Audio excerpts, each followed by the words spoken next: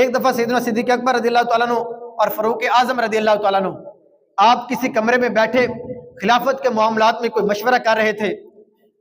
تو خادم کو باہر کھڑا کیا کہ کوئی شخص بھی آئے تو ہماری اجازت کے بغیر اسے اندر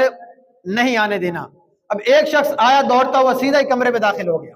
اجازت ہی نہیں لی، تو سیدنا صدیق اکبر رضی اللہ تعالیٰ عنہ کو اس کے اوپر بہت غصہ آیا، آپ نے اسے تھپڑ مار دیا کہ جب ہم نے باہر بندہ کھڑا کیا ہوا ہے، فرمایا کہ ہم اہم معاملات میں بات چیت کر رہے ہیں، باہر خادم کو کھڑا کیا تو پھر اندر آ گیا، آپ نے غصے میں آ کر اسے تھپڑ مار دیا۔ بعد میں پھر سیدنا صدیق اکبر رضی اللہ تعالیٰ عنہ نے اسے بلوایا اور کہا کہ میں نے آپ کو تھپڑ مارا تھا، میں کل بروز قیامت اس کا حساب کتاب دینے کی سکت نہیں رکھتا، اگر تو نے بدلہ لینا ہے تو آج مجھ سے بدلہ لے لو۔ سیدنا عمر فاروق رضی اللہ تعالیٰ عنہ نے فرمایا اے صدیق،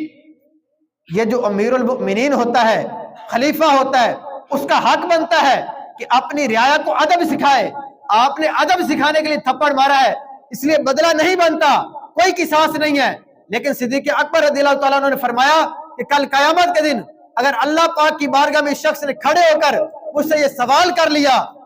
کہ کل آپ نے اپنے دور خلافت میں مجھے تھپڑ مارا تھا تو میں اس کا حساب کیسے ادا کروں گا، تو میں آج ہی مجھ سے بدلہ لے لو۔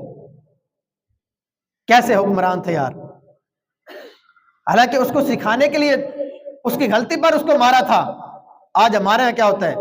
ہم اپنے مسلمان بھائی کی عزت نفس مجروح کر رہے ہیں، اس کی سب کے سامنے بے عزتی کر رہے ہیں، اس کو ڈانٹ رہے ہیں، اور بعض اوقات تو جس کے پاس طاقت ہوتی ہے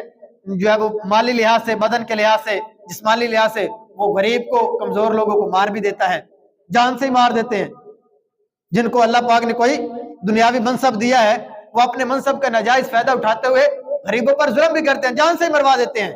تو ایسے افراد کو اللہ پاک کے خوف سے ڈرنا چاہیے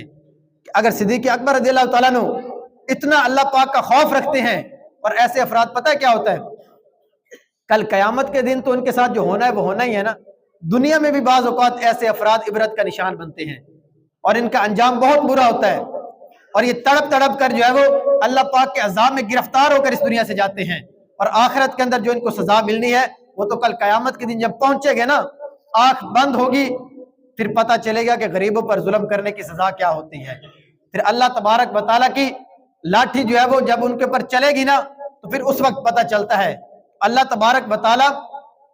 نے جس کو دنیاوی لحاظ سے کوئی منصب دیا ہے، کوئی عہدہ دیا ہے، اس کا ناجائز فائدہ اٹھا کر مسلمانوں پر ظلم و ستم